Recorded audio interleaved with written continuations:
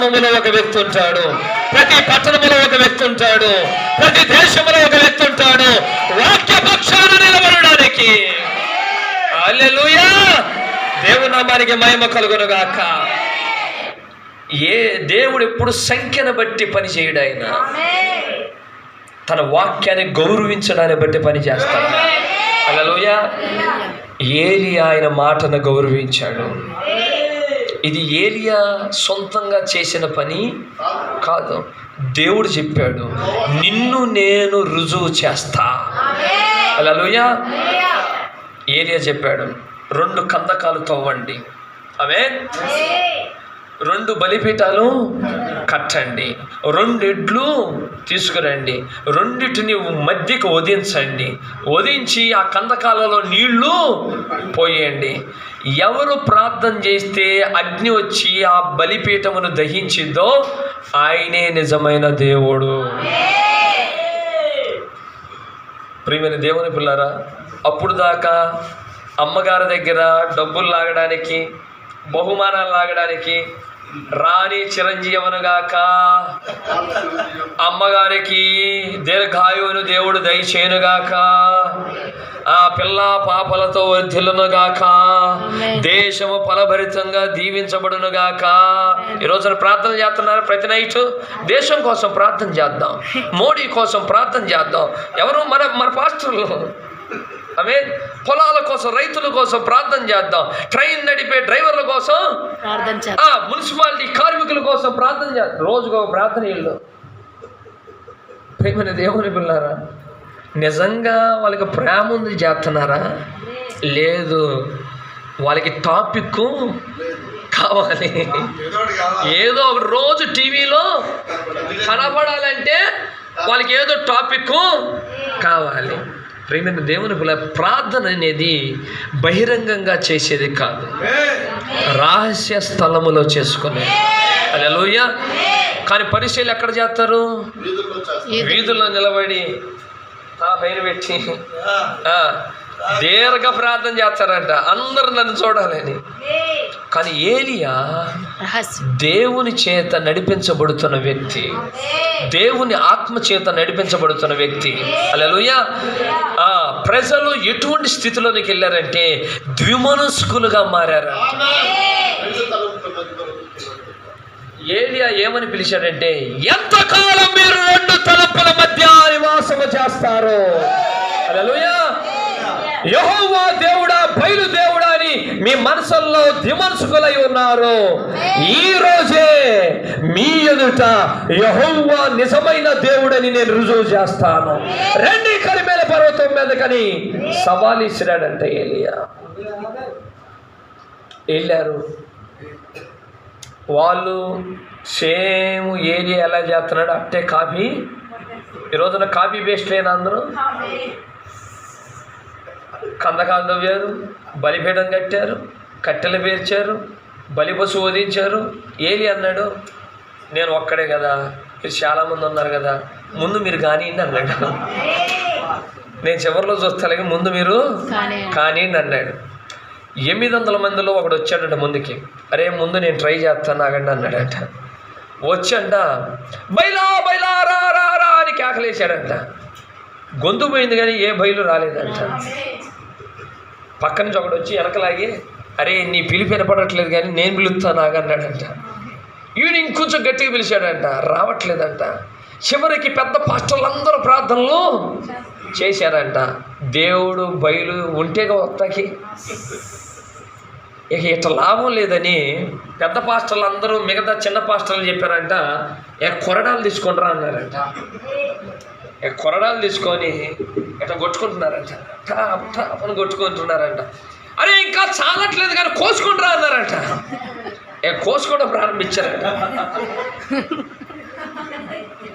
కోసుకుంటున్నారంట, రక్తం కారుతుందంట, కేకలు పెడుతున్నారంట. అబ్బా మంటయ్య గారు అంటే, అరే ఆగండ్రా వస్తాడు ఆగండ్రా అంటాడు. ఈ లోపల ఈ ముసలి ఆయన చూశాడు, వీళ్ళు పిచ్చి ఆశాలన్నీ చూశాడు. ఈరోజు మనం చూస్తున్నావా? పెంతుకోస్తులు ఎగిరే ఆ ఎగురులన్నీ చూస్తున్నావా? వాళ్ళు చేసే వేషాలన్నీ చూస్తున్నావా? ప్రియమైన దేవుని పిల్లారా, ఎగిరి ఎగిరి అలిసిపోయారంట. అప్పుడు వచ్చాడు ఈయన వృద్ధుడైన ఏలి అంటున్నాడు, ఏంటి ఆగిపోయారు? ఆయాసం వచ్చిందా? ఆయాసం వచ్చిందా? మీ దేవుడు నిద్రపోతున్నాడేమో, లేపండి. బాగా తిని పడుకొని ఉంటాడు, మెలుగు రావట్లా, లేపండి. మార్గ మధ్యలో ఉన్నాడేమో, తొందరగా పిలవండి. ఎందుకంటే ఏలియాకు తెలుసు, యెహోవా తప్ప ఇంకో దేవుడు ప్రపంచంలో లేడని ఏలియాకి స్పష్టంగా తెలుసు. అందుకే ఏలియా అంటున్నాడు, ఎగతాళి చేస్తున్నాడు. ఆ పిలవండి గట్టిగా. పిలిచి పిలిచి అలిసివే సొమ్మసిని కూర్చున్నారంట. అప్పుడు ఏలియా అన్నాడంట, ఉదయం నుంచి పిలిచారు, నేను ఇప్పుడు పిలవనా అన్నాడంట. దేవుని నామానికి మహిమ కలుగును. అప్పుడు ఏలియా వాళ్ళలాగా గంటల తరబడి ప్రార్థన చేయలేదు. మన ప్రవక్త చెప్పాడు 17 సెకండ్ల ప్రార్థన. హల్లెలూయా. చాలా చక్కగా ఉంటుంది, ఒకసారి తీయండి. మొదటి రాజుల గ్రంథం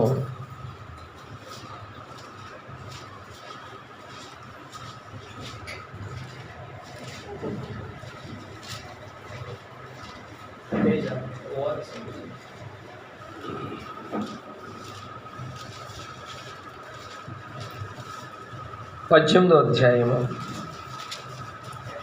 36వ వచనాన్ని మనం చదువుకుందాం. అస్తమయ నైవేద్యము అర్పించు సమయమున ప్రవక్తకు ఏలియా దగ్గరకు వచ్చి ఇలాగూ ప్రార్థన చేశాను, యెహోవా అబ్రహాము ఇస్సాకు ఇశ్రాయేలు దేవా, ఇశ్రాయేలు మధ్య నీవు దేవుడవై ఉన్నావనియు నేను నీ సేవకుడనై ఉన్నాననియు ఈ కార్యములన్నీయు ఆమేన్ నీ సెలవు చేత చేసితినని ఈ దినమున కనపరుచుము. ఆమేన్. ఎంతసేపు ప్రార్థన? 15 సెకండ్ల కన్నా తక్కువే. ఏమంటున్నాడంటే ఈ కార్యములన్నీయు. ఏ కార్యములు? పడిపోయిన బలిపీఠమును తిరిగి కడుతున్నాడు. చప్పలు కొట్టండి అందరూ కూడా. యెహోవా బలిపీఠం ఏమైంది? పడిపోయింది. యెజబెల్ ఏం చేసింది?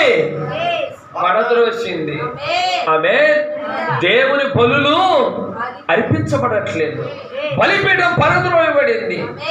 ఇప్పుడు పడిపోయిన బలిపీఠమును గోత్రానికి ఒక రాయి చొప్పున 12 రాళ్ళు తీసుకొని ఒక బలిపీఠం కట్టాడు. చప్పలు కొట్టండి. పడిపోయిన బలిపీఠం పునర్నిర్మించాడు ఏలియా. హల్లెలూయా. ఆగిపోయిన ఆరాధన మళ్ళా ప్రారంభించాడు ఏలియా. దేవుని నామానికి మహిమ కలుగును గాక. ఏ ప్రజలైతే యెహోవా అనే దేవుడు, యెహోవా అనే దేవుడని ఆరాధన చేసేవారు, ఆరాధన ఆగిపోయింది, బలిపీఠం పడిపోయింది. ఏలియా వస్తే చేసే పని ఏంటంటే మొదటగా పడిపోయిన బలిపీఠమును తిరిగి నిర్మిస్తాడు. వింటున్నారా? పడిపోయిన బలిపీఠమును తిరిగి కడతాడు. హల్లెలూయా. మరలా దేవుని కోసం ఒక నూతన ఆరాధనను ప్రారంభిస్తాడు. హల్లెలూయా. ఒక నిజమైన ఆరాధన ప్రారంభిస్తాడు. కట్టెలు క్రమముగా పేర్చి బలిపీఠమును కట్టి, ఆ కట్టెలు క్రమముగా పేర్చి బలు పశువును వధించి ఒక చిన్న ప్రార్థన చేసిన వెంటనే ఆకాశము నుండి అగ్నితో దేవుడు దానికి ప్రత్యుత్తరం ఇచ్చాడు. హల్లెలూయా. యెహోవా దేవుడని వారి మధ్యలో రుజువు చేశాడు. వెంటనే 800 మంది పారిపోతా ఉంటే ఆ కేరీతు వాగు దగ్గర ఒక్కొక్కడు తల పట్టుకొని మెడకొచ్చేస్తున్నాడు. దేవుని నామానికి మహిమ కలుగును గాక. హల్లెలూయా. ఏలియా ఆత్మ ఏంటో తెలుసా? తప్పుడు బోధలను నరుకుతా ఉంటాడు. హల్లెలూయా. 800 ప్రవక్తల తలకాయలు లేపేశాడంట. ఎవడు? ముసలాయన. ప్రియమైన దేవుని పిల్లలు, యెజబెలు దొడుచుకుంటుంది. ఎవరైనా యెహోవాకి బలిపీఠం కట్టాడా? యెహోవాకి అర్పణ అర్పించాడా? అర్పణ దేవుడు అంగీకరించాడా? నా ప్రవక్తలందరినీ నరికాడా? వాడు బ్రతకడానికి వీలు లేదు. ప్రియమైన దేవుని పిల్లల, ఏలియా అసలు వివరించడానికి సమయం లేదు. ఎక్కడికి వెళ్ళాలంటే రోమన్ క్యాథలిక్ దగ్గరికి వెళ్ళాలి, సమయం లేదు. కానీ పైన మీకు ఇంటిస్తున్నా. యెజెబెలుతో ఆహాబుతో ఆయన చెప్పిన మాట దేవుని రుజువు చేసిన తర్వాత, ఎక్కడైతే నాబోతు యొక్క రక్తాన్ని కుక్కలు నాకినయో నీ రక్తాన్ని కూడా కుక్కలు నాకుతాయి, నీ భార్య రక్తమును కూడా కుక్కలు నాకుతాయి. యెహోవా ఇలాగు సెలవిచ్చుచున్నాడు. హల్లెలూయా. ఆయన పరిచర్య ముగించబడింది. వచ్చాడు, తీర్పును ప్రకటించాడు, దేవుని రుజువు చేశాడు. ఆమేన్. ప్రజలను తప్పుదారి పట్టిస్తున్న వారి యొక్క మరణమును తెలియజేశాడు. తన యాత్ర ముగించుకొని మరణము చూడకుండా వెళ్ళిపోయాడు. చప్పట్లు కొట్టాడు. దేవుడు నామానికి మహిమ కలుగును గాక. హల్లెలూయా. అయితే దేవుడు ఏలియా ఆత్మను భూమి మీద 5 సార్లు వాడుకోబోతా ఉన్నాడు. ఎన్నిసార్లు? 5 సార్లు. ప్రియమైన దేవుని పిల్లరా, బైబిల్లో ఎక్కడ ఉందండి ఏలియా ఆత్మను 5 సార్లు వాడుకుంటాడని? ఎక్కడ లేఖనం ఉందా? చూపించండి. ప్రియమైన దేవుని పిల్లరా, ప్రతిదానికి బైబిలే సమాధానం. ఆమేన్. ఏలియా వెళ్ళిపోతున్నప్పుడు ఎలీషా ఏం కోరుకున్నాడంటే, నేను 2 ఎద్దుల్ని నీ కోసం వదిలేసి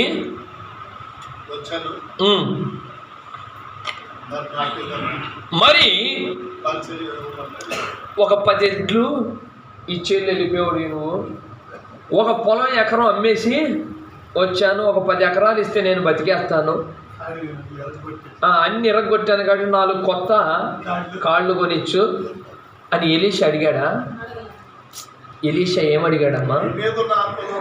నీ మీదున్న ఆత్మలో 2 అంతల ఆత్మ నాకు దయచేయి. హల్లెలూయా. ఏం కోరుకున్నాడు? ఆమేన్. 2 అంతల ఆత్మను కోరుకున్నాడు. ఏలియా వెళ్ళిపోయాడు. ఏలియా 7 అద్భుతాలు చేస్తే ఎలీషా 14 అద్భుతాలు చేశాడు. దేవుని నామానికి మహిమ కలుగును గాక.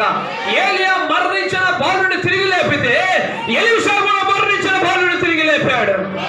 హల్లెలూయా. ఏలియా ఆత్మ మరలా ఎలీషాలో పనిచేస్తా ఉంది. హల్లెలూయా. 2సారి ఎలీషాలో పనిచేసింది. 3వసారి ఎవరిలో పనిచేసింది?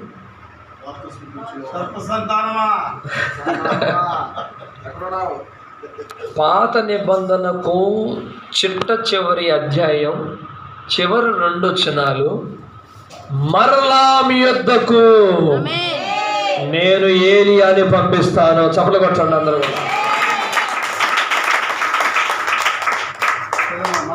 నేను ప్రవక్తయగు ఏలియాను మీ యొద్దకు పంపుదును.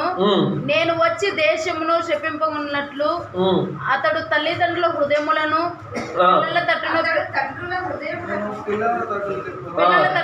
పిల్లల హృదయములను తండ్రుల తట్టును తిప్పును. ఎవరు పంపిస్తాడంటమ్మా? నోవాహును పంపిస్తా. ఏంటి ఏలియా అంటారేంటి? నోవాహును పంపిస్తా. నా బైబిల్ అట్టుంది. మోషేను పంపిస్తా, ఇర్మియాను పంపిస్తా, హెస్కేలును పంపిస్తా, ఓబద్యాని పంపిస్తా, నహూమును పంపిస్తా, మేఖాని పంపిస్తా, ఓషేను పంపిస్తా, యోనాను పంపిస్తా, హబకుక్కును పంపిస్తా అని చెప్పాడా? నేను నియమించబోవు మహాభయంకరమైన దినము రాకమునుపో, హల్లెలూయా, నేను దేశమును శపించకుండానట్లు నేను మీ యొద్దకు ఏలియాను పంపిస్తా. ఇది మలాకి నిద్రపోస్తా రాసిన లేఖనము కాదు. ఆత్మపూర్ణుడై రాసిన లేఖనం. అక్కడ 2 భాగాలు ఉన్నాయి. నేను వచ్చి దేశమును శపించకుండానట్లు అతడు వచ్చి తండ్రుల హృదయమును పిల్లల తట్టును, పిల్లల హృదయమును తండ్రుల తట్టును త్రిప్పును. ఇది ప్రపంచం. నువ్వు ఉండొచ్చు, నువ్వు ఉండకపోవచ్చు, నువ్వు వినొచ్చు, వినకపోవచ్చు, నువ్వు అంగీకరించవచ్చు, అంగీకరించకపోవచ్చు, అసలు నువ్వు ఇష్టపడచ్చు, ఇష్టపడకపోవచ్చు. కానీ భూమి ఆకాశములు గతించును గాని నా మాటలు ఎన్నడూ గతింపవు. నేను ఏలియాను పంపిస్తానంటే 600 అయినా 106 అయినా ఏలియా వస్తాడు. ఏమన్నాడు ఆయన? మోషే, నా వంటి ఒక ప్రవక్త వస్తాడని చెప్పు. అందరు ఎదురు చూశారు, ఎవరి కాలంలో రాలా. తర్వాత మోషే కాలం తర్వాత యెహోషువ ఎదురు చూసి ఉండొచ్చు, సమూయేలు ఎదురు చూసి ఉండొచ్చు, దావీదు ఎదురు చూసి ఉండొచ్చు, యెషయా ఎదురు చూసి ఉండొచ్చు. ఎవరి కాలంలో రాలేదు. కానీ ఒక కాలం వచ్చింది, పేర్లు కూడా రాసుకోవడం రాని విద్య లేని పామరుల దగ్గరికి వచ్చి నేనే ఆయనని తెలియజేశాను. హల్లెలూయా. ప్రియమైన దేవుని పిల్లలు, వేశ్యల దగ్గరికి వెళ్ళి నేనే ఆయనని చెప్పాడు, దొంగల దగ్గరికి వెళ్ళి నేనే ఆయనని చెప్పాడు, సుంకం గుత్తదారుల దగ్గరికి వెళ్ళి నేనే ఆయనని చెప్పాడు. వారు గుర్తుపట్టారు కానీ అనుదినం బైబిల్ పట్టుకొని చర్చిలకు వెళ్ళి ఆ కంఠస్థ వాక్యాలు పట్టిన వారు ఎవరు కూడా ఆయన్ని గుర్తించకపోవడం ఒక విషయం అయితే, నువ్వు బయలుచేవేవు, నువ్వు అక్రమంగా పుట్టినోడివి, నువ్వు దెయ్యాలకు అధిపతివి అని పేర్లు కూడా పెట్టారు. ఎవరు? పాస్టర్లు. నా వంటి ఒక ప్రవక్త వస్తాడని మోషే చెప్తున్నాడు అని పల్లగొట్టి చెప్పి మీకు చెప్తున్నా, ఆ దారిని పోతున్నాడు. ఆ 33 సంవత్సరాలు ఆయన వెనకాల వెళ్ళమాకండి, వెళ్ళారా పుస్తకం నుంచి మీ పేర్లు తీసేస్తా అన్నాడు. చర్చిలోంచి మీ పేర్లు తీసేస్తా. దేవుడు మన కోసం ఒక ప్రవక్తను పంపిస్తాడు. ఆల్రెడీ ఆ ప్రవక్త వాళ్ళ యొక్క గుమ్మ ముందు నుంచి వెళ్తున్నాడంట. దావీదు రాసిన కీర్తన పాడుకుంటున్నారంట, ఆయన ఆ గుమ్మం ముందు నుంచి వెళ్తున్నాడంట. కానీ ఆయన గుర్తించాల. అలాగే నేను నియమింపబో ఆ మహాభయంకరమైన దినము రాకమునుపు నేను ఏలియాను పంపిస్తా. ఏలియా వస్తే ఏం చేస్తాడంటే తండ్రుల హృదయం పిల్లల వైపు, పిల్లల హృదయం తండ్రుల వైపు త్రిప్పుతాడు. దాని అర్థం ఏంటంటే నా 2 రాకడలకు ముందుగా ఏలియా రాకుండా నేను రాను. నేను రావాలంటే నాకు ఎస్కాట్గా ఏలియా ముందు రావాలి. ఏలియా సైరన్ వేసుకుంటా వెళ్ళాలి, వెనకాల నా కాన్వే వస్తుంది. ప్రియమైన దేవుని పిల్లరా, అందుకనే మొదటి రాకడలో ఏలియా వస్తే ఏం చేస్తాడని చెప్పాను? పడిపోయిన బలిపీఠమును మరలా కడతాడు, నిజమైన ఆరాధన ప్రారంభిస్తాడు. అటు తర్వాత ఆ తప్పుడు మార్గముకి నడిపిస్తున్న వారికి తీర్పులను ప్రకటిస్తాడు. తన పరిచర్య ముగించుకొని వెళ్ళిపోతాడు. ఆమేన్. యోహాను 30 సంవత్సరాల వయసులో రంగం మీదకి వచ్చాడంట. హల్లెలూయా. సూట్ వేసుకొని వస్తే ఆ సంఘాలన్నీ ఆయన లోపలికి పిలిచేమో. పరిశీలన వాళ్ళు కుర్చీ వేసేవాళ్ళు, సర్దుకేలు మా చర్చికి రాయనేవాళ్ళు. వాళ్ళు థియాలజీ కాలేజీలో చదువుకొని వచ్చుంటే ఆయన ప్రేమించేవాళ్ళు. కానీ ఈయన ఒంటె దట్టి కట్టుకొని గడ్డం పెంచుకొని ఆమేన్. ప్రవక్త అన్నాడు, పళ్ళు కూడా కావట్లేదంట, స్నానం కూడా చేయట్లేదంట, ఒంటి నిండా రోమాలు ఉన్నాయంట, ఎండిపోయిన ఒక కర్ర ఉందంట. వచ్చి ఉటావుటీన ఏలియా ఎలా అయితే ఉటావుటీన వచ్చాడో ఆమేన్, ఈయన కూడా యోర్దాను నదిలో నిలబడి సర్పములారా, సర్ప సంతానమా, రాబో ఉగ్రత నుండి మిమ్మల్ని తప్పించేవాడు ఎవడు? ఆమేన్. మారు మనసుకు తగిన ఫలములు ఫలించుడి, ఇప్పుడే గొడ్డలి చెట్ల వేరు నాటబడి ఉంది. ఆమేన్. ఆయన చేతులు ప్రసంగం అంతా పాములు గొడ్డల్లో.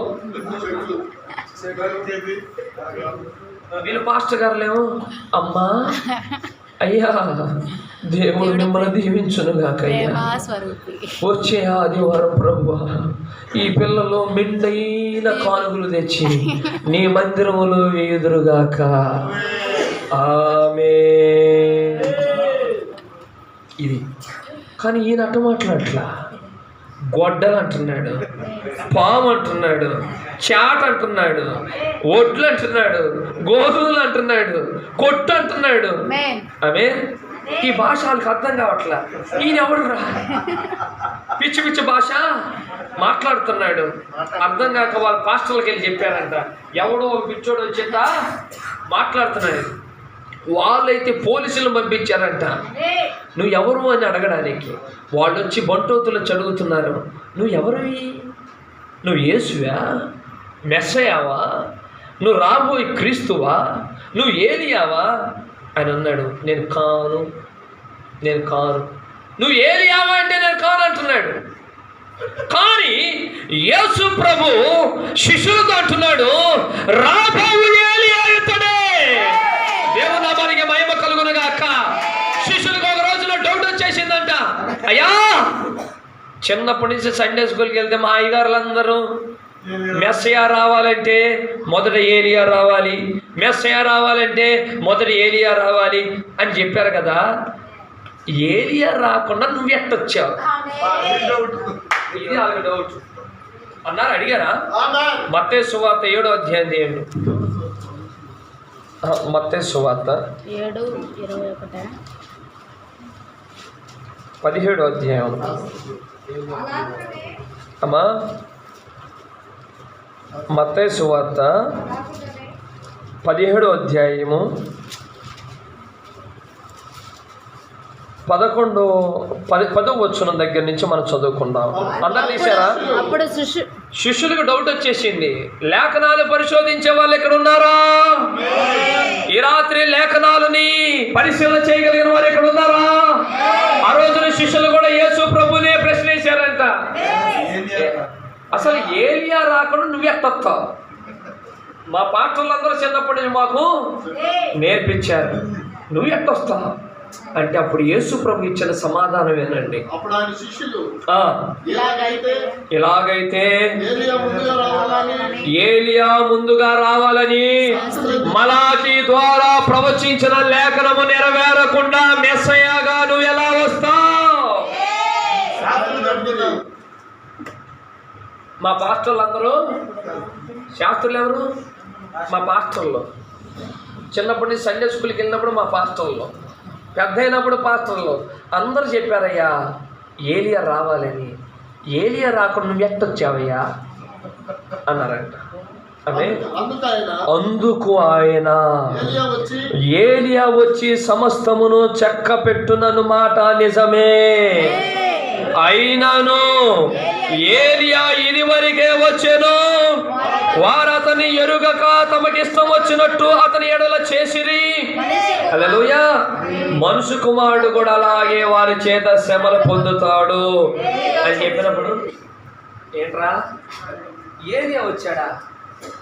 ఎవర్రా మన కాలంలో ఏలియా ఎవరు వచ్చారా అని ఆలోచన చేస్తున్నప్పుడు వారికి ఒక గ్రహింపు వచ్చిందంట. ఇదిగో ఈ మధ్య కాలంలోనే విన్నాం కదా, యోర్దాను నదిలో ఒక ఆయన నిలబడి ఒక ఘోరమైన ప్రసంగం చేశాడంట. గొడ్డలు అంటున్నాడంట, పాములు అంటున్నాడంట, సర్పములు అంటున్నాడంట. ఆయన బాప్తిస్మిచ్చి యోహాను ఏలియా అయి ఉంటాడు. యోహాను అడిగితేనేమో నేను ఏలియా కాదన్నాడు. యోహాను అడిగారా? యోహాను సువార్త 1వ అధ్యాయంలో ఉంటుంది. యోహాను అడుగుతున్నారు, ఎవరో పోలీసులు అందరూ వచ్చి అడుగుతున్నారు, నువ్వు ఏలియావా అంటే నేను కాదు అన్నాడు. కానీ యేసు ప్రభు ఏమంటున్నాడు? ఏలియా వచ్చాడు అంటున్నాడు. ప్రియమైన దేవుని పిల్లారా, ఈరోజు కూడా బ్రహ్మాము గురించి ప్రపంచం అంతా ఆయన ఏలియా కాదంటుంది అనొచ్చు. ఆ రోజు బాప్తిస్మ ఇచ్చే యోహానే నేను ఏలియా కాదన్నాడు. కానీ యేసు ప్రభు ఏమన్నాడు? ఏలియా ఇది వరకే వచ్చాను, సమస్తమును చక్క పెట్టున్న మాట నిజమే. ఆయన చేయవలసిందంతా చేశాడు. హల్లెలూయా. ఏ రోజు మహారాజు అన్నాడట, ఈ మధ్య ఎక్కువగా ఆ యోహాన్ ఎవరో పేరు వినపడుతుంది, నా పుట్టినరోజు వస్తుంది, యోహాన్ని బర్త్డే పార్టీకి పిలవండి, అందరికి ఎలా అయితే కానుకలు ఇస్తానో ఆ పాస్టర్ గారు కూడా నా కానుక ఇచ్చి పంపిస్తానన్నాడు. పిలవ కూడా ఆయన పిలిచాడు. దేవుని నామానికి మహిమ కలుగును గాక. దేవునికి స్తోత్రం. పిలిచిన వాళ్ళందరూ వచ్చారంట. రాజు చిరంజీవులు గాక, రాణి చిరంజీవులు గాక. ఒక హారం విసిరెత్తి అమ్మగారు ఇచ్చిన హారం అని వెళ్ళి కూర్చుంటున్నారు.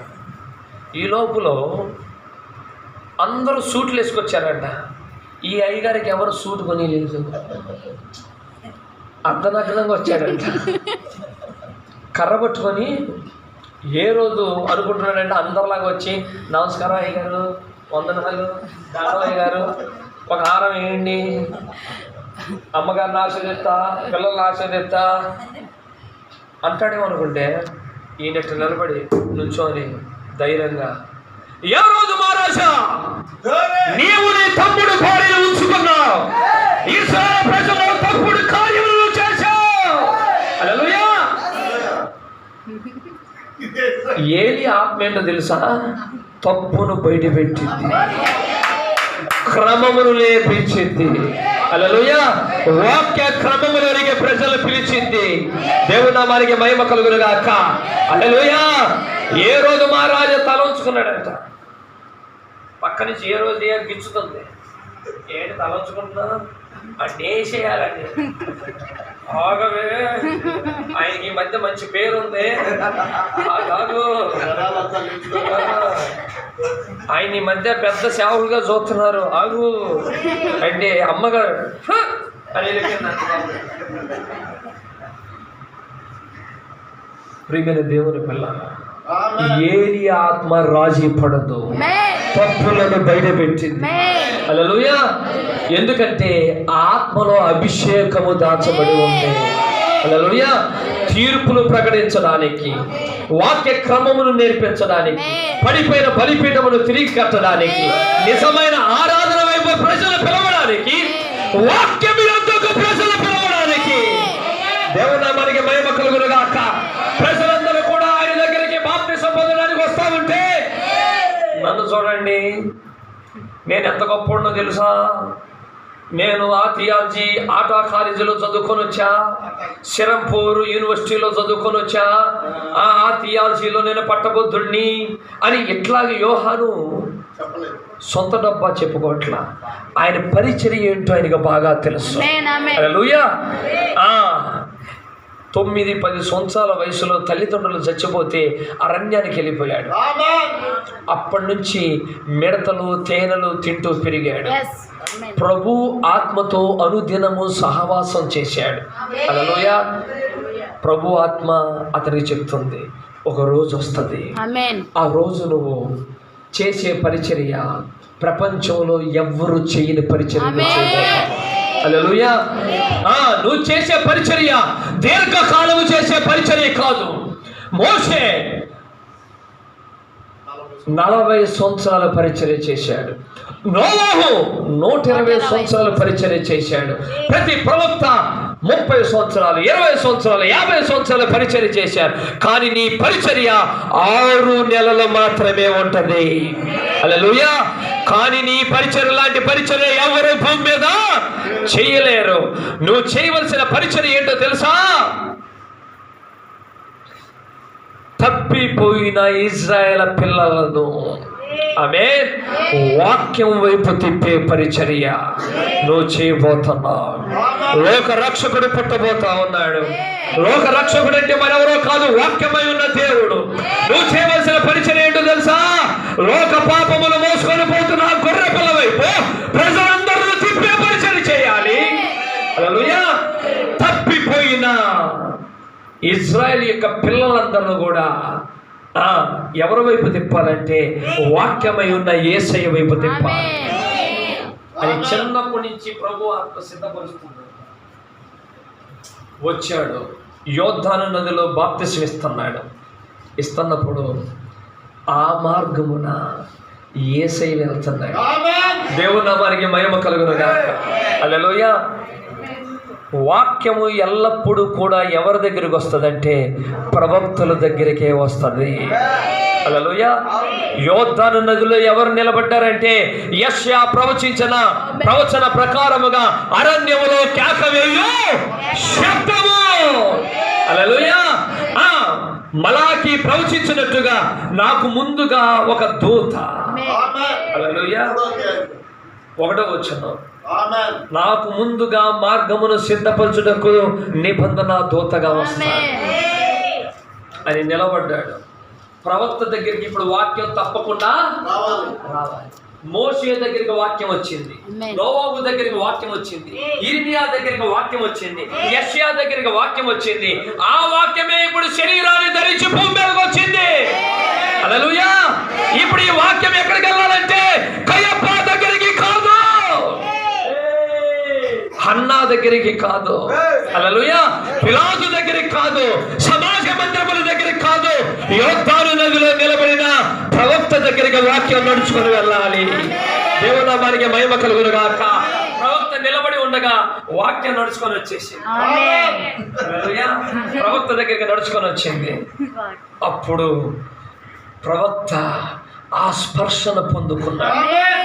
ఏ స్పర్శన అంటే తల్లి గర్భములో మరణించిన స్థితిలో ఉన్నప్పుడు ఎప్పుడైతే మరియా ఇంట్లో అడుగుపెట్టిందో, అమ్మా నా కడుపున అభిషుద్ధుడు పుడతాడంట, ఏం చెబుతా, ఆయన పేరు యేసంత అనగానే చచ్చిపోయిన పిండం ఎగిరిగా చేసింది.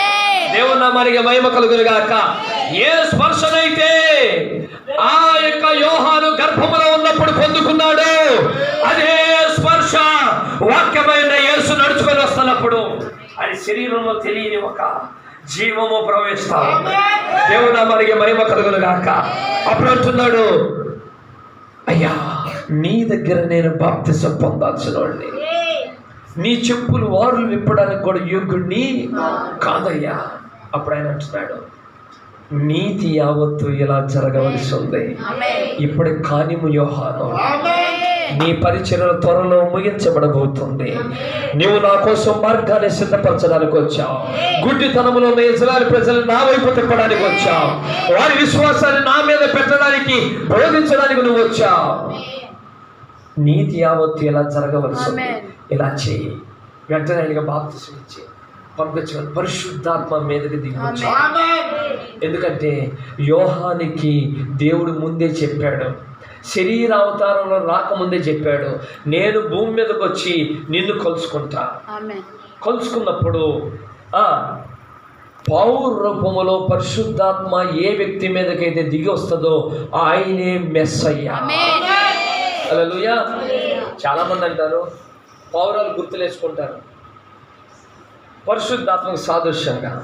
ప్రియమైన దేవుని పిల్లరా, అది ప్రపంచానికి ఇచ్చిన సూచన కాదు, కేవలము యోహాను మెస్సయాను గుర్తించడానికి దేవుడిచ్చిన సూచన.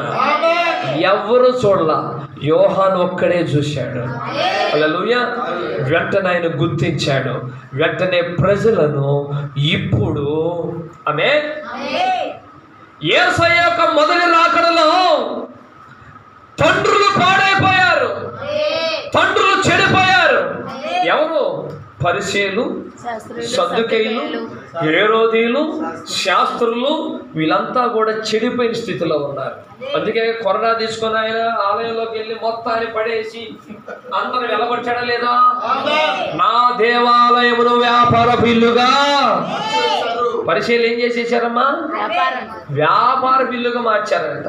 ఇంకా ఆయన అన్నాడు, మీరు మనుషులు కల్పించిన పద్ధతులను దైవోపదేశములుగా బోధించి నన్ను వ్యర్థముగా ఆరాధన చేస్తున్నారని చెప్పాడు. అంటే తండ్రులు పాడైపోయారు, తండ్రుల విశ్వాసము చెడిపోయింది. ఇప్పుడు వారి తండ్రుల యొక్క హృదయాలను గొర్రె పిల్ల అయిన యేసయ్య వైపు తిప్పాలి. ఈ పరిచర్య ఏలియా చేస్తాడు. మలాకీ గ్రంథ ప్రకారంగా ఏలియాను నేను పంపిస్తా, అతడు తండ్రుల హృదయమును పిల్లల వైపు తిప్పుతాడు. హల్లెలూయా. అపోస్తుల వైపు, యేసయ్య వైపు, వాక్యం వైపు ఈయనేం చేయాలంటే తిప్పాలి. తిప్పాడా? యేసయ్య వెళ్తుంటే, ఇదిగో నా యొద్దకు రామాకండి, లోక పాపములు మోసుకొని పోవు దేవుని గొర్రె పిల్ల ఆయనే. హల్లెలూయా. ప్రజలను ఎవరి వైపు తిప్పాడంటే వాక్యమై ఉన్న యేసు వైపు తిప్పాడు. హల్లెలూయా. ఒక నిజ ప్రవక్త, ఒక నిజ సేవకుడు ప్రజలను ఎప్పుడు తన వైపు తిప్పుకోడు. హల్లెలూయా. ఎవరి వైపు తిప్పుతాడంటే యేసయ్య వైపు తిప్పుతాడు, వాక్యం వైపు తిప్పుతాడు. హల్లెలూయా. దేవుని నామానికి మహిమ కలుగును గాక. 6 నెలల పరిచయం చేశాడు. అమ్మగారి కోపం వచ్చింది. ఏలియా చేసేంట్రా, నేను చూసావా? ఆ యెజబెల్ ఆత్మ హేరోదియాలో కూడా. హల్లెలూయా. మనుషులు చచ్చిపోతారు, ఆత్మలు చచ్చిపోవు. హల్లెలూయా. హేరోదియా బర్త్డే రోజు కోరుకున్న ఆశ ఏంటో తెలుసా? అంత కోరిక ఏంటో తెలుసా? అందరు కేకులు, కొత్త బట్టలు ఇవన్నీ కోరుకుంటారు. ఈ దెయ్యం ఏం కోరుకుందో తెలుసా?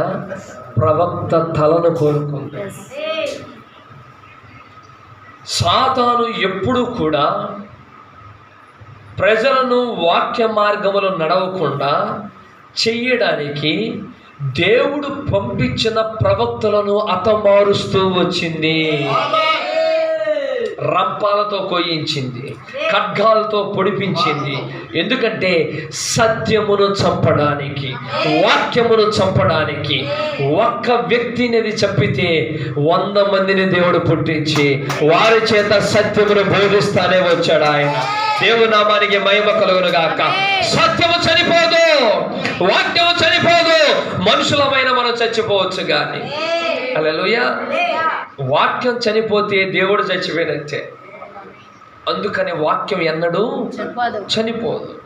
ప్రియమైన దేవుని పిల్లరా, ఆయన మొదటి రాకడలో వాక్యాన్ని పరిచయం చేయడానికి, ఆ చెడిపోయిన తండ్రులను వాక్యమై ఉన్న యేసు వైపు తిప్పడానికి ఏలియా ఆత్మయు శక్తి కలిగిన వ్యక్తి బాప్తిస్మమిచ్చి యోహానుని దేవుడు పంపించాడు.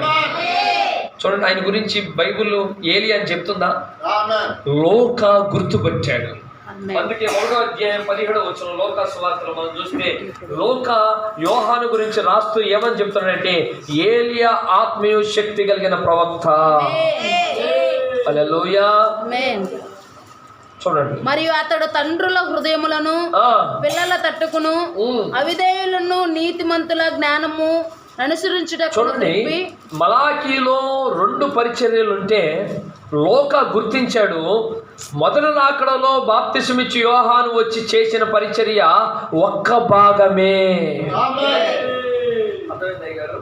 2 భాగాలు ఉన్నాయి అక్కడ. ఏంటి? తండ్రుల హృదయము పిల్లల తట్టును, పిల్లల హృదయము తండ్రుల తట్టును. కానీ లోక రాసేటప్పుడు 2 పరిచర్యలు రాయట్లా, ఒక్క పరిచర్య రాస్తున్నాడు. ఏమంటున్నాడంటే, తండ్రుల హృదయమును పిల్లల తట్టు త్రిప్పడానికి ఏలియా ఆత్మీయ శక్తి కలిగిన వాడే. హల్లెలూయా. మీకు ముందుగా వెళ్ళును. ఆయన మొదటి రాకడలో యేసయ్యకి ముందుగా వచ్చి సమస్తమును చక్కబెట్టి మార్గమును సిద్ధపరిచి చెడిపోయిన పరిసయ్యులను, సద్దుకేయులను, హేరోదీయులను, శాస్త్రులను యేసయ్య వాక్యం వైపు తిప్పాడు ఆయన. హల్లెలూయా. ప్రియమైన దేవుని పిల్లరా, ఇప్పుడు మరలా ప్రభు యొక్క 2వ రాకడ రాబోతుంది. హల్లెలూయా. రావాలంటే మరలా ఏలియా రావాలి. దేవుని నామానికి మహిమ కలుగును గాక. ఏలియా వస్తే ఏం జరిగింది చెప్పండి? పడిపోయిన బలిపీఠమును మరలా కట్టాలి. ఆమె ఎందుకంటే ఈ 2000 సంవత్సరాల వ్యవధిలో సంఘాలు మరలా పాడైపోయినాయి. ఆమె ఉదయం చెప్పాను కదా, ఎవడికి ఇష్టం వచ్చిన మొక్కవాడు తీసుకెళ్ళిపోయాడు. యెహోవా దేవుడు అనేవాడు ఒకడు కాదు, పరిశుద్ధాత్మే దేవుడు అనేవాడు ఒకడు, ఇంకా శనివారం ఆరాధన చేయాలన్నాడు ఒకడు, అవునా కదా? డ్రమ్ము కొడితే ఆత్మ వచ్చింది అనేవాడు ఒకడు, డ్రమ్ము ఆపేస్తే ఆత్మ లేనట్టు వచ్చింది అనేవాడు ఒకడు. అవునా? ఇలా యేసు మాత్రమే వన్నెస్, యెహోవా దేవుడు కాదనే వాళ్ళు ఒకరు. ఇలా రకరకాల సిద్ధాంతాలు వచ్చినాయి. ఇప్పుడు సంఘాలన్నీ కూడా పాడైపోయిన స్థితిలో ఉన్నాయి. ప్రభు మరలా ఆగమనము జరగబోతా ఉంది. ప్రభు మరలా రాబోతా ఉన్నాడు. సంఘాలు పాడైపోయిన స్థితిలో ఉన్నాయి. ఇప్పుడు మరలా ఆయనకి మార్గమును సిద్ధపరచడానికి ఏలియా ఆత్మీయ శక్తి కలిగిన ఒక వ్యక్తి రంగం మీదకి రావాలి. హల్లెలూయా. చెడిపోయిన పిల్లలను మరలా తండ్రుల వైపు తిప్పాలంట. హల్లెలూయా. ఇప్పుడు తండ్రులు ఎవరో కాదు,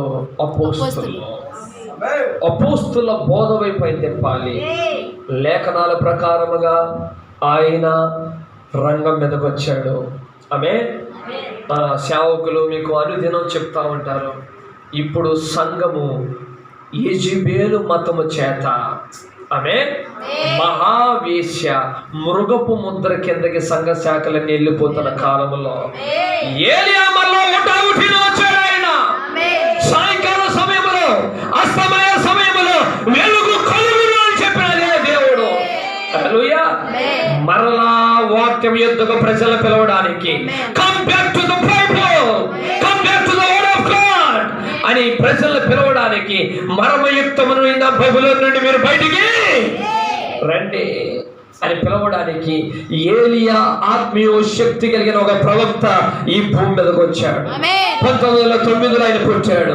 1933లో ఓహియో నదిలో ఆయన బాప్తిస్మం ఇస్తున్నప్పుడు 17వ వ్యక్తి మీదకి ఆ బాప్తిస్మం ఇస్తున్నప్పుడు ఆకాశం నుండి ఒక స్వరం వినపడింది. నా మొదటి రాకడికి ముందుగా బాప్తిస్మిచ్చి యోహాను వచ్చి ఎలా అయితే మార్గమును సిద్ధపరిచాడో, నా రెండో రాకడికి ముందుగా నీ వర్తమానము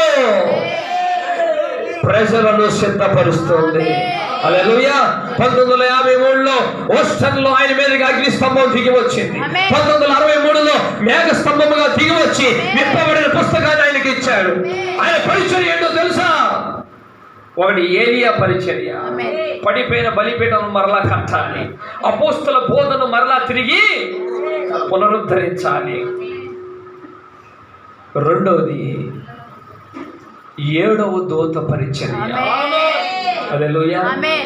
7వ దూత పలుకు దినములలో అతడు బోర ఓదబోచుండగా తన దాసులకు ప్రవక్తలకు తెలిపిన సువార్త ప్రకారము సమస్త మర్మములన్నీ సమాప్తమైపోతాయి. హల్లెలూయా. ఆది కాండము నుండి ప్రకటన గ్రంథం వరకు ఉన్న సమస్త మర్మములన్నీ బయలుపరచబడే కాలం ఇది. హల్లెలూయా. ఇది ఒక మర్మయుక్తమైన గ్రంథం. ఈ గ్రంథంలో కప్పలు కనపడతాయి, నువ్వు ఎన్నడూ చూడని జంతువులు కనపడతాయి, మృగాలు కనపడతాయి. భూమిలోంచి వస్తున్న మృగం ఒకటి, సముద్రంలోంచి వస్తున్న మృగం ఒకటి, ఆది సర్పం, ఘట సర్పం కనపడింది. ఇక 666 ముద్ర కనపడింది. ప్రియమైన దేవుని పిల్లరా, ఇలాగా చెప్పుకుంటూ వెళ్తే 7 ముద్రలు ఉంటాయి, 7 సంఘకాలాలు ఉంటాయి, 7 పాత్రలు ఉంటాయి, 7 బోర్లు ఉంటాయి. ఇవన్నీ కూడా మర్మయుక్తంగా దేవుడు ప్రకటన గ్రంథంలో యోహానుతో రాపించాడు. అయితే 7వ దూత పలుకు దినములలో, హల్లెలూయా, ఆయన పలికే సమయంలో ఆది కాండం మొదలుకొని ప్రకటన గ్రంథం వరకు ఉన్న ప్రతి మర్మము కూడా సమాప్తమైపోతాయి. హల్లెలూయా. ఈ రోజున ఆ పరిచర్యలోనే మనం ఉన్నాం. హల్లెలూయా.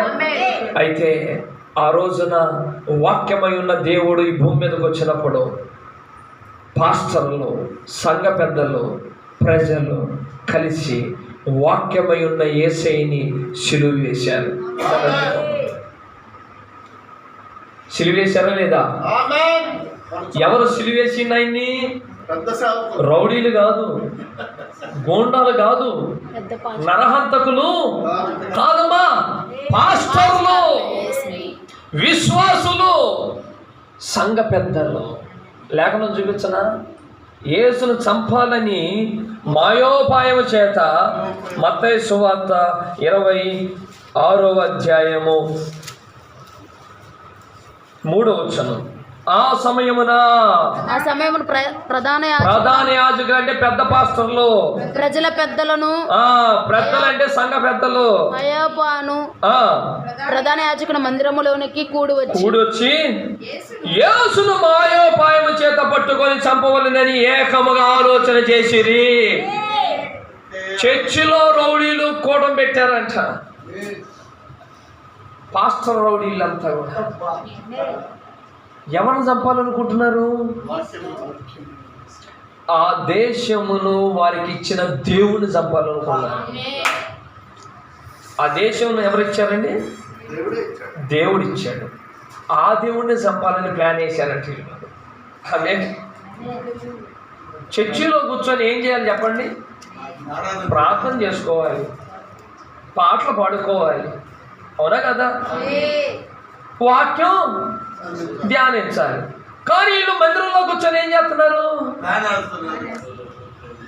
ఎవరు చంపడానికి? వాక్యాన్ని చంపడానికి. ఆమె చివరికి పిలాతు కూడా ఆయన్ను ఏ తప్పిదం చూడలేదంట.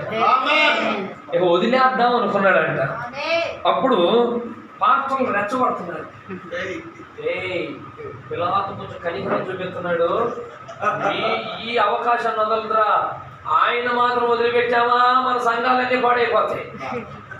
కాబట్టి ఈ రోజుతో ముగించబడాలి.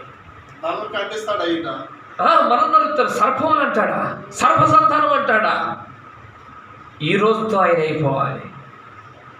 సిలువేయండి సిలువేయండి అని కేకలేయండి రా అన్నాడు. ఎవరు? పాస్టర్. ఆ మాట కూడా చూడండి. 27వ అధ్యాయం 22వ వచనం దగ్గర నుంచి మనం చదువుకుందాం. అందుకు పిలాతు, అలాగైతే